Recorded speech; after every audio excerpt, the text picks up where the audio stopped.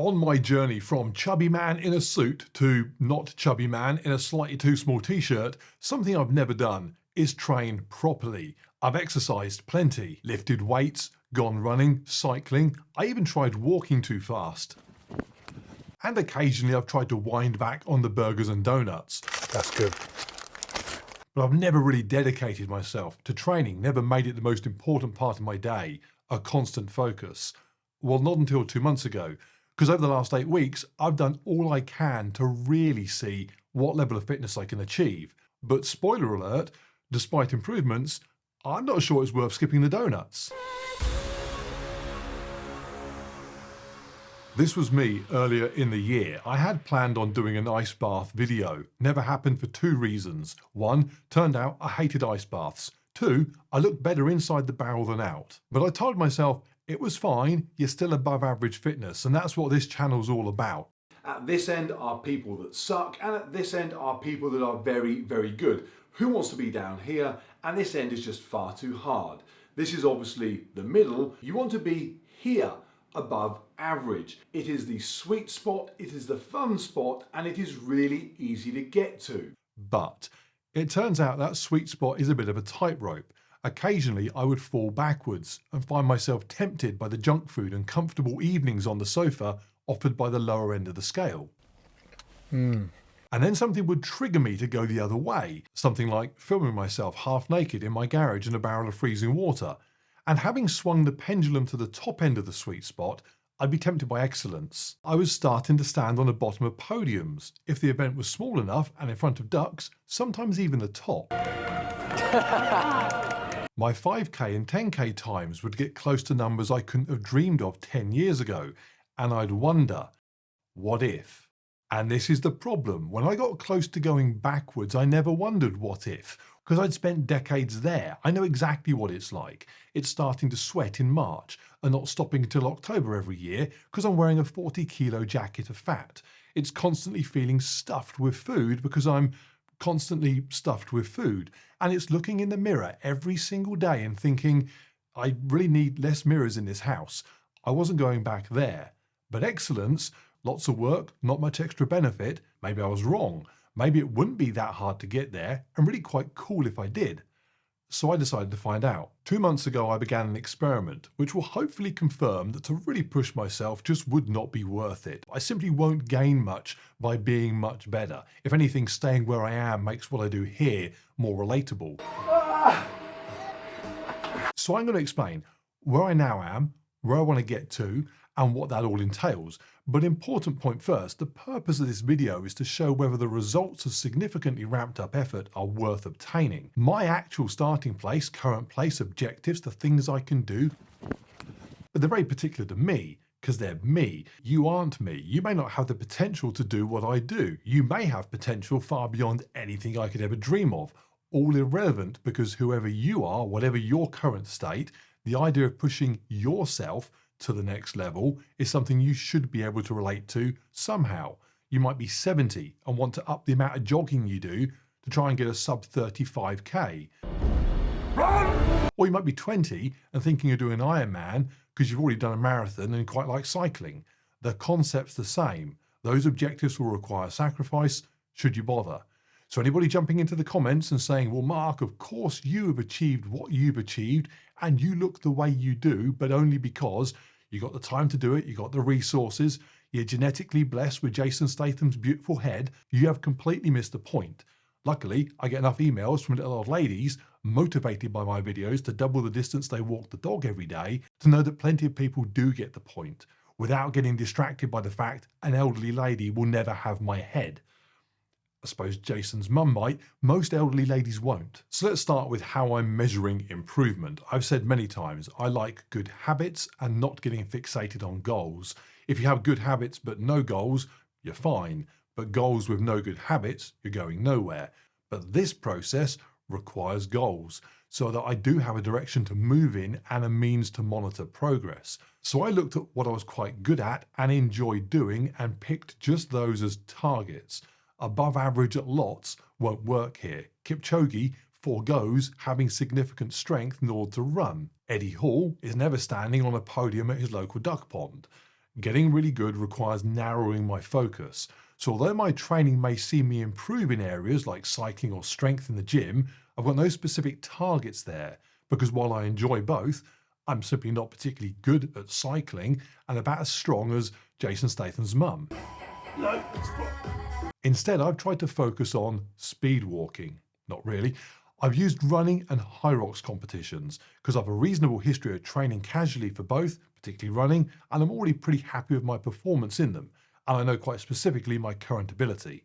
For example, I run a 66-second 400 meters, a 5-minute 20-second mile, a 19-minute 1-second 5K, a 40-minute 11-second 10K, and a 1 hour 19 high rocks in the men's pro division, which is normally enough to see me scrape onto the bottom of a podium there. The nice thing about high rocks, because it's a multidiscipline event, I can't simply put improvements down to better technique or fancy shoes, which might help running. I simply have to get all round better. What will better look like? I want improvements that I would be very surprised to have seen had I just carried on happy in the sweet spot. What am I doing to achieve all that? Well, I'm throwing way more at it than most people, especially those with normal jobs, kids, a sensible understanding of value for money would be able to or want to, because it isn't all fun and games. So training, diet and extra bits. And this is just what I've changed from what I was doing a couple of months ago. So things like, do I use protein powder? Do I take creatine? Do I try and get 8 hours sleep every night? Yes. But I did all that to get above average. It's not relevant here. This is the extra steps I now go to beyond that. Training. The two biggest things here, personal trainer and better gym. I used to think as long as your gym had a few dumbbells, you could make do. And so I used a small place about a minute from here. But they started to then employ teenage staff who would spend all their time just chatting to their mates about which one had the biggest arms and what time they were going to be meeting at McDonald's that weekend to admire each other's Citroen Saxos while cluttering up the lone squat rack. Not being a 17-year-old that wears Gymshark vests that display my nipples and having no neons underneath my grown-up car, I felt somewhat out of place.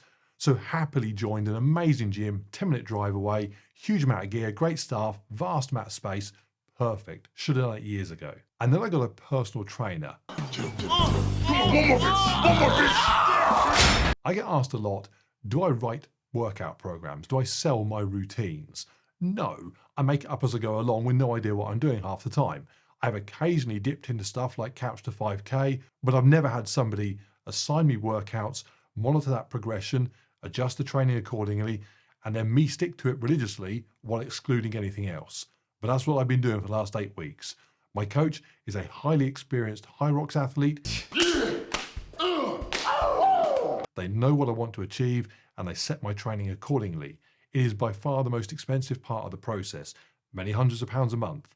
But thus far at least, I'm finding it very motivating to basically do as I'm told. I wake up in the morning, I look at my training session for that day, I head to my awesome new gym, and I just complete it. And that robotic structure is great. People sometimes think that I have nothing to do all day other than just work out, but I'm not a professional athlete. I'm a YouTuber. I work many hours a day, every day, 7 days a week in here. And producing videos is only a bit of it. It's a business. It's got taxes, it's got accounts, admin. Sometimes I feel like putting my horrible suit back on. Joking, I burnt that suit in the garden. I have no editor, no videographer. Every second of footage you see, I've created, and it takes me ages, especially because I'm not very good at it. What I do here is self-taught, and I'm still learning. If you see some text fly behind me, that 3/4 of a second would have taken hours to learn, practice, and then implement. If I didn't spend that time on it, you just see rubbish. So this is where I need to direct my time and my attention. I can go to the gym when I like, but if I can make that process as efficient as possible, brilliant. And the coaching means I can. I don't need to plan what I'm going to do when I get there because it's in my training diary, I know. And when a session is something like a 90-minute zone 2 indoor bike ride, the sort of session that's really easy to just think, I'll skip that, it won't really matter. I can't skip it because my coach would ask why. So the training is effective, it's intense, and it gets done. Diet. In order to run faster and complete high rocks quicker, the easiest improvement I can make is be lighter. Excess body fat is just weight to lug around, offering no benefit. I might as well be wearing a weighted vest. In fact, I've done high rocks in a weighted vest and it crushed me. Is there a point where my body fat levels would be so low that it might prove negative to lose any more? Absolutely, but I'm a long way from that. My mum might be saying, oh, you've lost weight, are you okay? But the reality is you won't find many athletes doing the tasks I want to do that aren't very lean. Now, at 6'6", will being that lean be a good look? Probably not. Add it to the list of downsides. And so to get lean, I just eat less rubbish. That's really it. My diet has always been pretty good, with then the uncontrolled addition of binge eating, regular binge eating. So I just cut that out. I'm left with the good stuff. I then lowered the calories a bit further, so I'm in a deficit most days, but can still just about train. As you'd expect, body fat is dropping while I spend all day hungry. I'm not 6-pack lean yet, but 2 or 4-pack lean depending on the lighting. And I found it pretty easy to avoid binges because this whole project is just all consuming. I wake up in the morning thinking about what I'm doing that day to move towards the objectives. I go to bed at night thinking about the same. I'm never stood in front of my freezer at 11 p.m. thinking, does it really matter if I have that ice cream? Because I know it does, because it's all I'm thinking about. And then extras. I'm incredibly lucky in that I have the flexibility within my working day and then the resources available to me that I can just incorporate other new bits and pieces into the experiment. And so I have. The increased training often leaves me stiff and sore, so I have a much more structured use of recovery tools like sauna and foam rolling. I then do flexibility sessions with an app called Pliability every single morning. I get a sports massage every couple of weeks, and because the extra physical workload has turned minor aches and pains, which were always perfectly tolerable in the past, into really quite troublesome issues, I now get things like hyaluronic acid injections into my knees to reduce inflammation and aid pain-free movement. But while I say I'm lucky to be able to do these things, I only need to do them because I'm training so much harder. So yes, I'm lucky to have huge needles stuck into my knee joint, but if I just stopped doing hundreds of wall balls and lunges every week, I wouldn't need it. So am I lucky or stupid? Which brings me to a summary of the pros and cons so far. And I say so far because my intention at the outset was to explore this for 6 months, culminating around the end of January with a High Rocks race in Manchester. My expectation after that is to revert back to how I used to train and do so knowing that either end of the scale is equally unappealing compared to that sweet spot. So 2 months in, the pros. Well, I'm better in most of the metrics that I'm using. Body fat is down, which is good for the thumbnails. I've also got a holiday coming up in December, so we'll hopefully be able to out clickbait my wife for a change, and having less body fat makes me faster. Simple physics. I've not run a 5 or 10k or mile in anger yet, but done enough fast training runs to know I'd likely be able to knock chunks off my previous best times. And High Rocks, well, I went to Madrid recently and I ran a 1 hour 15:11 seconds, over 4 minutes off my previous best from New York in the summer. And that's a time that would have put me first place on the podium at most of the races held this year, including New York. There just aren't that many people going much quicker. Sod's law, 2 of them were both in Madrid. So I am improving, and that feels good. It's nice to be good at stuff. I feel fit and fast and healthy, and that's an enjoyable state. But I am hungry all the time. I literally wake up thinking about eating. And when my wife asks if we can have a cheap meal evening and actually enjoy some food together, I'm too often saying no, which then becomes an issue between us. She likes to see a 6-pack, but she likes to see a Wagamama's more. Then the costs are starting to stack up. Ultimately, whatever I end up achieving is going to have cost me a lot of extra money. Now, I can sort of justify it. This is my job, making content's how I get paid. If I was a travel YouTuber, I wouldn't moan about paying for flights, so I can't moan about paying for fitness. But even so, it's hard to see value for money in what I'm doing. And we don't do collaborations or sponsorships or make adverts for others. Our Cardio Dolphin t-shirts might be for sale soon, but if I want to buy a ticket to High Rocks, I buy it. If I want acid squirting into my knees, I pay for it. My gym, my coach, my massage, my shoes, there's no deals there. I pay the going rate, because if I did deals, how do you know what I then say about something is not compromised?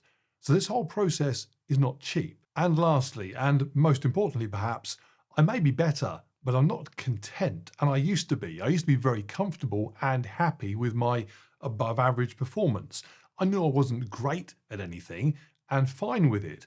If I ever felt remotely negative about anything I ever did, I'd have a donut and just chill out immediately. Ate about 9 after we filmed that. But that satisfaction is no longer there. In fact, this sums it up perfectly. In Madrid, it was my last race in the 45 to 49 age group, because my next race in London will be after my 50th birthday.